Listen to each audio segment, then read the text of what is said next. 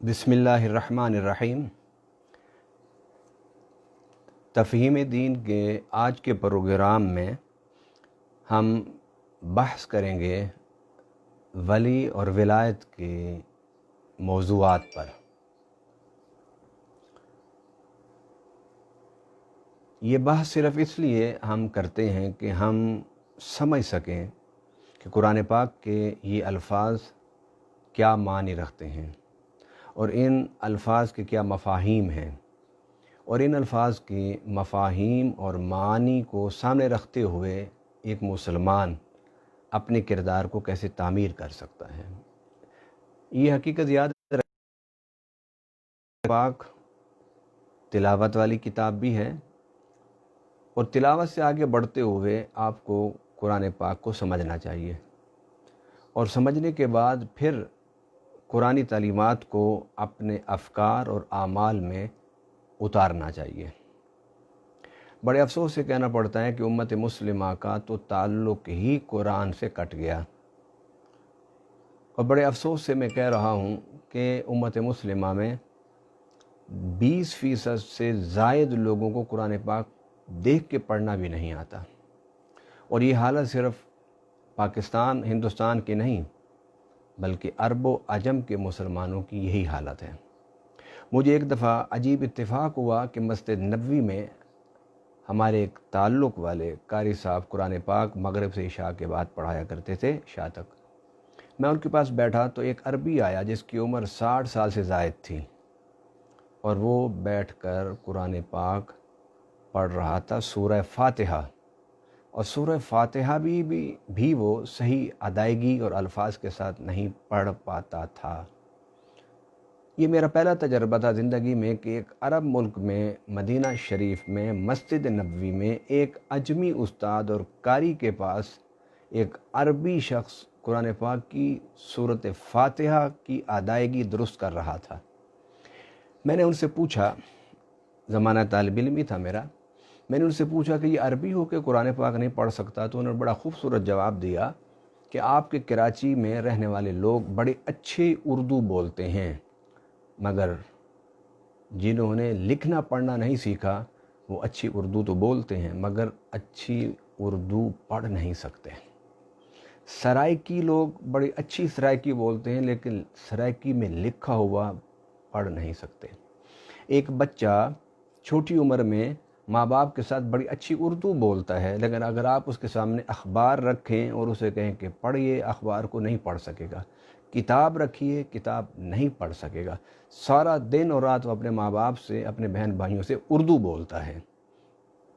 امت مسلمہ کا 20% طبقہ صرف قرآن دیکھ کے پڑھ سکتا ہے، اس میں یہ بھی تصدیق نہیں ہے کہ وہ 20% صحیح قرآن پڑھنے کے قابل بھی ہے یا نہیں۔ اور اسی کے حوالے سے قرآن پاک میں اللہ تعالیٰ نے ارشاد فرمایا کہ نبی پاک صلی اللہ علیہ وسلم قیامت کے دن اللہ کے سامنے یہ شکوہ کریں گے کہ یہ میری وہ قوم ہے جس نے قرآن کو چھوڑ دیا تھا۔ خدا کے لیے قیامت کے دن حضور کے اس شکوہ کے دائرے میں نہ آئیے۔ جس شخص کے بارے میں اس کا نبی اللہ سے شکوہ کرے، وہ اس نبی کی شفاعت سے کیسے مستفید ہو سکے گا؟ آئیے قرآن پاک پڑھیے۔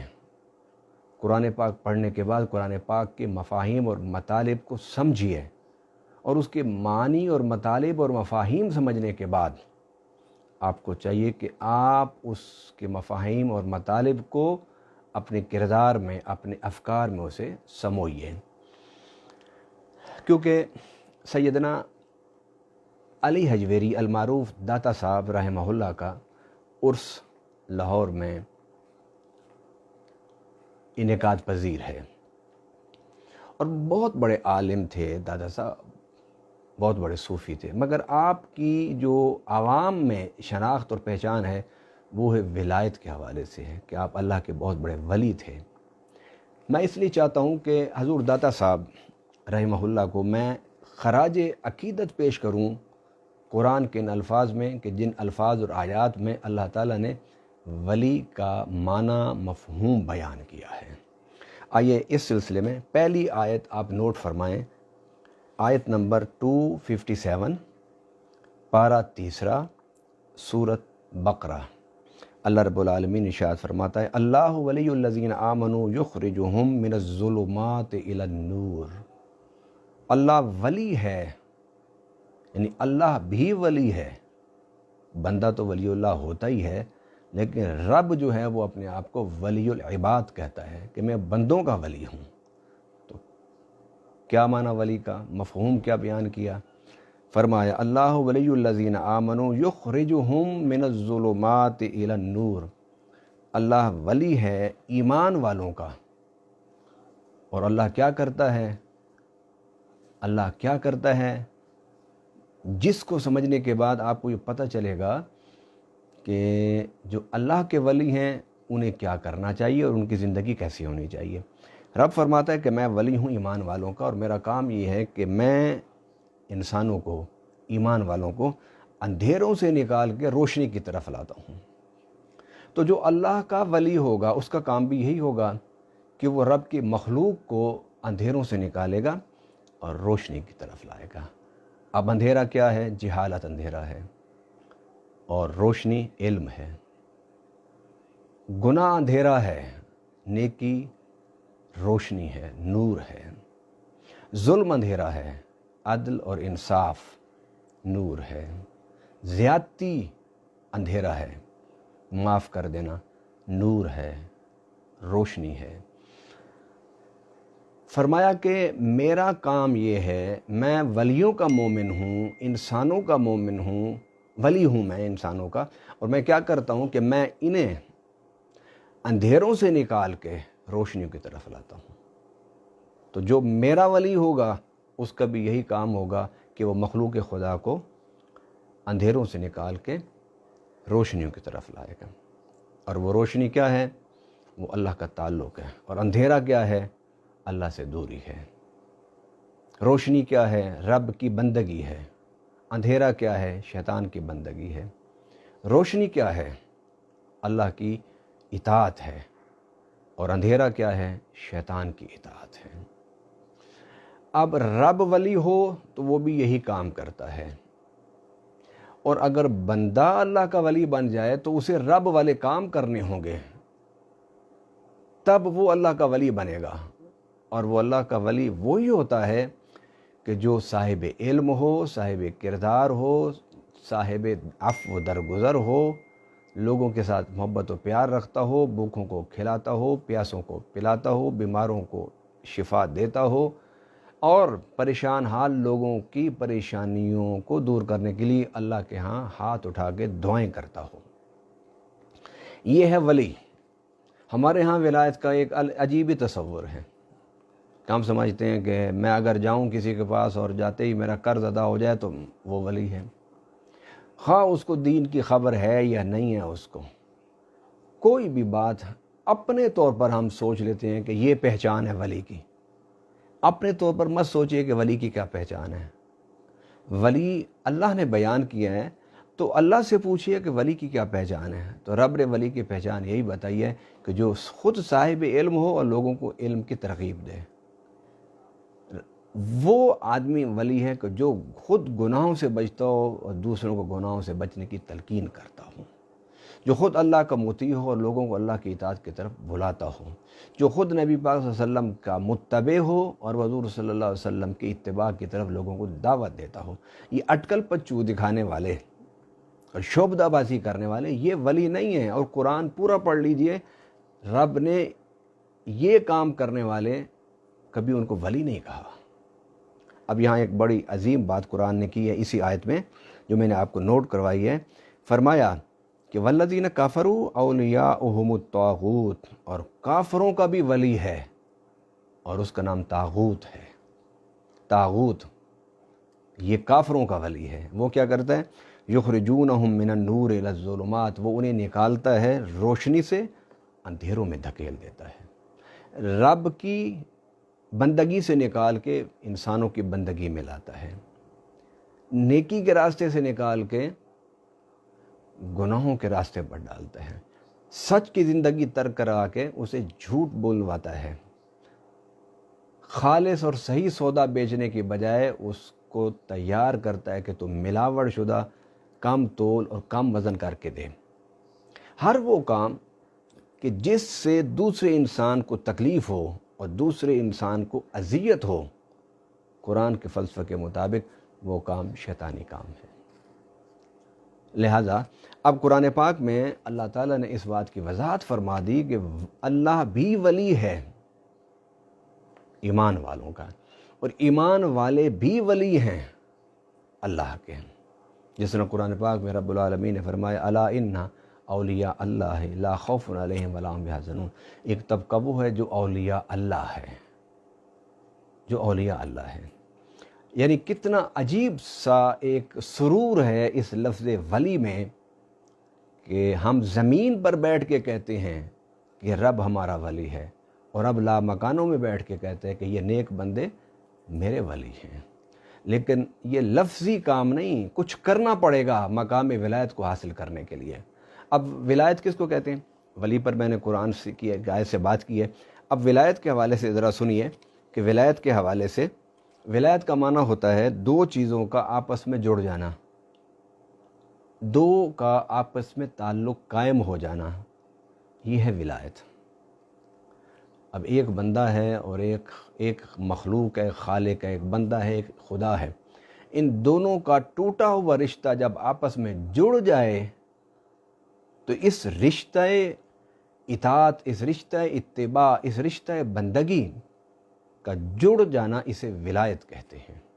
اور جب رشتہ جڑ جائے اللہ سے تو پھر اللہ والے صفات پیدا ہونے چاہیے، جس کے بارے میں نبی پاک صلی اللہ علیہ وسلم نے فرمایا تھا تخلقوا باخلاق اللہ، کہ ولایت اللہ سے تعلق جوڑنا ہے، اور اللہ سے تعلق جڑ گیا آپ کا، اس کا اظہار کیسے ہوگا؟ بندگان خدا کو کیسے پتہ چلے گا کہ یہ بندہ اللہ سے تعلق رکھنے والا ہے؟ فرمایا اس کو چاہیے کہ وہ خدا کی صفات اپنے اندر پیدا کرے۔ اب رب سوتا نہیں تو جو رب کا ولی ہوگا وہ بھی نہیں سوئے گا۔ بتقاض بشریت اسے سونا پڑے گا لیکن وہ سوئے گا نہیں۔ جو بشری تقاضا ہے تھوڑی نیند، وہ اس نیند سے لطف اندوز ہو کر بشری تقاضے کو پورا کر کے پھر بیدار ہو کے اللہ کا ذاکر رہتا ہے۔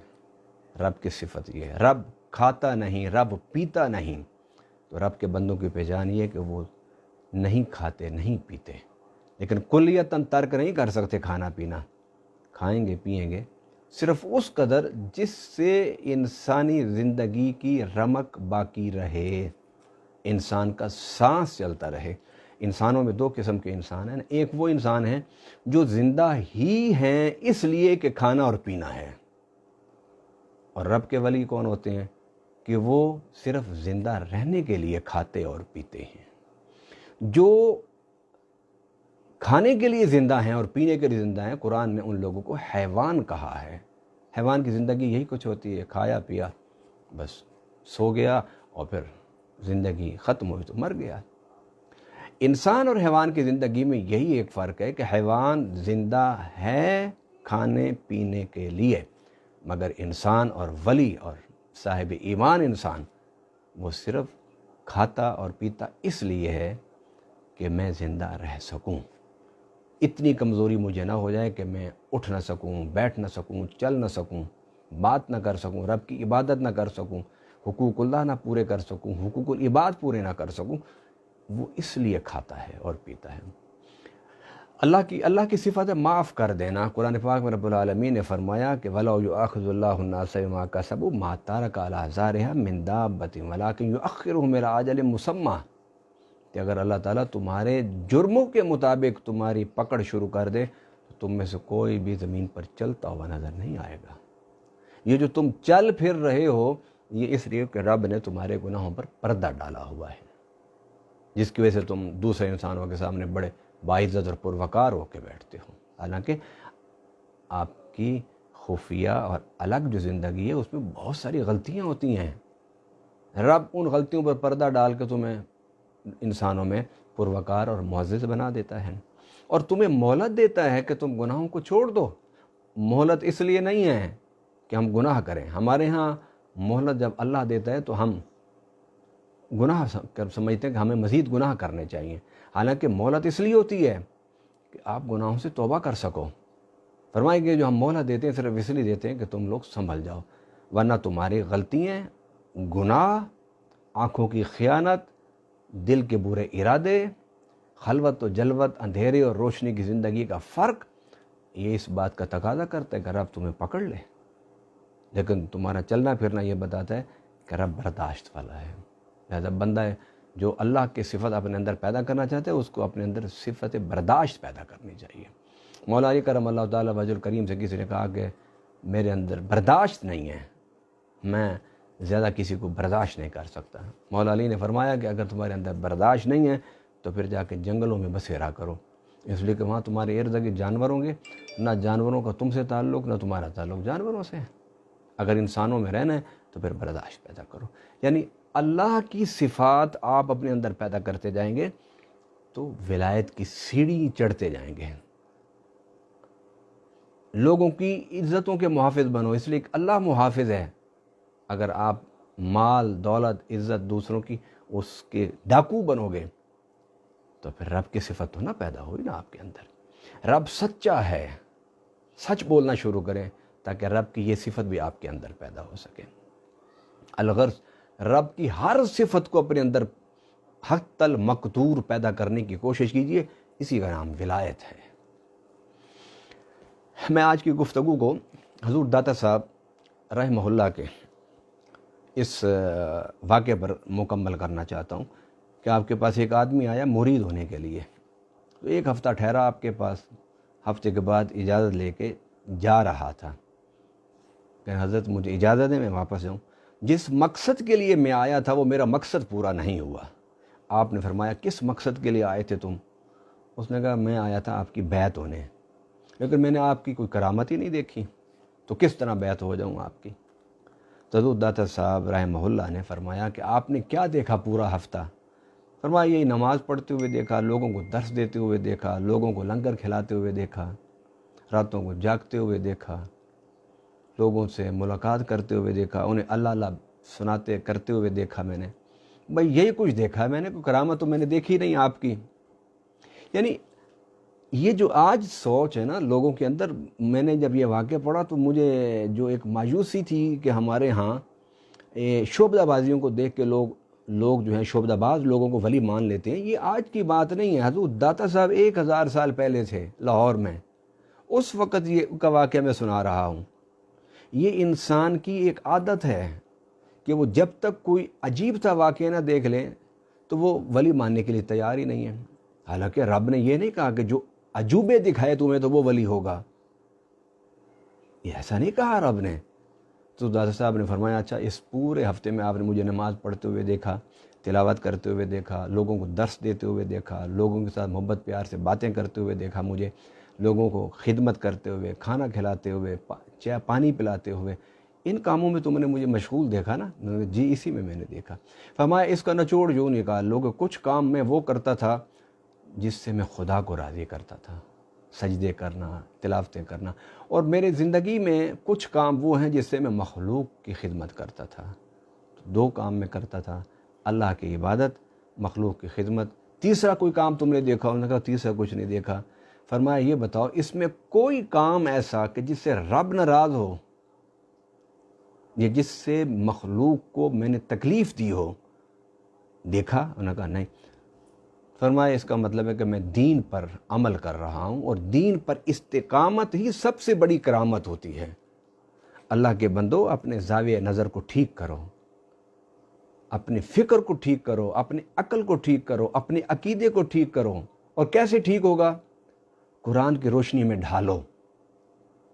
اور اسی قرآن پاک کی تعلیمات اور اس کے مفاہیم کے لیے تو ہم نے یہ پروگرام آپ کے لیے شروع کیا ہے، مباحثہ،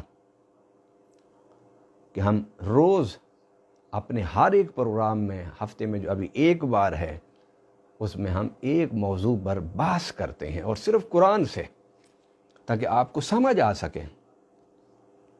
تو حضور داتا صاحب رحمہ اللہ کو 1000 سال ہو گئے، آج آپ ان کے مزار اقدس پر جائیں، ایسے لگتا ہے کہ شاید داتا صاحب کا آج وصال ہوا ہے، کیونکہ جس دن وصال ہوتا ہے اس دن قبر پر زیادہ رش ہوتا ہے، کہ سارا خاندان اکٹھا ہوتا ہے، ایک آ رہا ہے فاتحہ پڑھنے کے لیے، دوسرا جا رہا ہے، تیسرا آ رہا ہے، چوتھا آ رہا ہے۔ ایک آنا جانا گہم گہمی لگی رہتی ہے قبر پر پہلے 3-4 دنوں میں، اور اس کے بعد پھر ختم، پھر اولاد بھی نہیں جاتی، سال گزر جاتا ہے تو بڑی مشکل سے کوئی اپنے باپ کی قبر پر جا کے فاتحہ پڑھتا ہے، پانی کا چھڑکاؤ کرتا ہے، پھول ڈالتا ہے۔ یہ جو تازہ موت ہوتی ہے ان دنوں میں بڑی گہما گہمی ہوتی ہے قبر پر۔ تو داتا صاحب کے مزار اقدس پر آپ جائیں تو ایسا لگتا ہے کہ آج داتا صاحب کی تدفین ہوئی ہے، آج آپ کا وصال ہوا ہے۔ اور آپ دیکھیے کہ میرا اپنا ذاتی تجربہ ہے کہ میں مختلف اوقات میں حضور داتا صاحب کی مزار پر فاتحہ کے لیے، دعا کے لیے جاتا رہا۔ میں دن کے عین نصف النہار بھی گیا تو تب بھی رش تھا، اور میں رات کے 12 بجے کے بعد بھی داتا صاحب کے مزار اقدس پر گیا تو اس وقت بھی متلاشیان حق کا ہجوم تھا۔ کیوں ایسا ہجوم ہے؟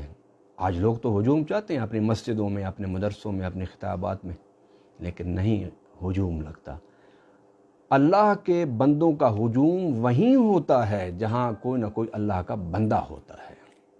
تو داتا صاحب کے رب کے بندہ ہونے کے اور ولی ہونے کے سب سے بڑی یہ نشانی ہے کہ آپ کے مزار اقدس پر 24 گھنٹے، کوئی 1 منٹ بھی میں نے نہیں دیکھا کہ ایسا آیا ہو کہ تلاوت قرآن نہ ہو رہی ہو۔ یہ سب سے بڑی نشانی ہے، اس لیے کہ انہیں اپنی زندگی میں اللہ سے تعلق کو نبھایا تو اللہ ان کے دنیا سے جانے کے بعد اس تعلق کو نبھا رہا ہے۔ آئیے، اگر ہم ولایت کے مقام کو سمجھنا چاہتے ہیں اور ولایت کے مقام پر فائز ہونا چاہتے ہیں، یہ ہر بندے کی خواہش ہونی چاہیے کہ اللہ مجھے اپنا ولی بنا لے، اور اس کی جدوجہد ہونی چاہیے، اس کی محنت اور ریاضت و مجاہدہ ہونا چاہیے، نہ اس کی طلب بری، نہ اس کی خواہش بری، اور نہ اس کو حاصل کرنے کے لیے دعا کرنے سے اللہ کے ناراضگی، بلکہ یہ ساری جو اعمال ہیں یہ رب کے لیے بڑے پسند ہیں، کیونکہ جب انسان اللہ کا ولی بننے کی کوشش کرتا ہے تو پھر وہ کام کرتا ہے کہ جو رب کی اطاعت کے اندر ہوتے ہیں، اور ان کاموں سے بچتا ہے جو شیطان کی طرف جاتے ہیں۔ آپ ولی بننے کی آرزو پیدا کریں، التجا پیدا کریں، درخواست اللہ سے کریں، اور وہ جو کچھ قرآن و سنت میں ہے کہ اللہ کا ولی بننے کے لیے یہ راستہ ہے، اس راستے کی جدوجہد کیجیے، آپ ولی بن جائیں گے۔ اور اس ولی بننے کا نتیجہ اور فائدہ آپ کو کب ہوگا؟ جب آپ کی آنکھ بند ہوگی اور پھر آسمان سے فرشتے بھی اتر کر آئیں گے آپ کی قبر پر قرآن پڑھنے کے لیے، اور پھر مخلوق خدا بھی کشاں کشاں آپ کی قبر پر آئے گی دعا کرنے کے لیے۔ اور اس قرآن پڑھنے کا اور اس دعاؤں کا اجر جب ہمیں قبر میں ملے گا تو اس وقت پتہ چلے گا کہ ہم نے اپنی زندگی میں جو اللہ کے لیے ذکر، فکر، خدمت اور مجاہدے میں گزاری، زندگی تو وہی تھی، باقی تو ہم نے وقت ضائع کیا۔ تو حضور داتا صاحب نے فرمایا کہ کوئی میرا عمل آپ نے دیکھا کہ جو اللہ کی حدود کے خلاف ہو؟ انہوں نے کہا نہیں۔ فرمایا یہی کرامت ہے بھائی، استقامت، بے حد کرامت، سب سے بڑی کرامت دین پر عمل ہے۔ اڑ کے دکھانا نہیں ہے ولی کی نشانی، پانی پر تیرنا بھی ولی کی نشانی نہیں ہے۔ آئیے ہم حضور داتا صاحب رحمہ اللہ کے اس عرس کے موقع پر اللہ سے عہد کریں کہ ہم قرآن سمجھیں گے، دین سمجھیں گے، حضور کے فرامین کو سمجھیں گے، احادیث پڑھیں گے، حضور کی سیرت پڑھیں گے، اور اپنے زندگی کو گناہوں کی آلودگی سے محفوظ رکھتے ہوئے اپنی زندگی کو مکمل کریں گے۔ اللہ تعالی ہمیں اولیاء کرام کے راستے پر چل کر رب کو راضی کرنے کی توفیق عطا فرمائے۔ وما علینا الا البلاغ المبین۔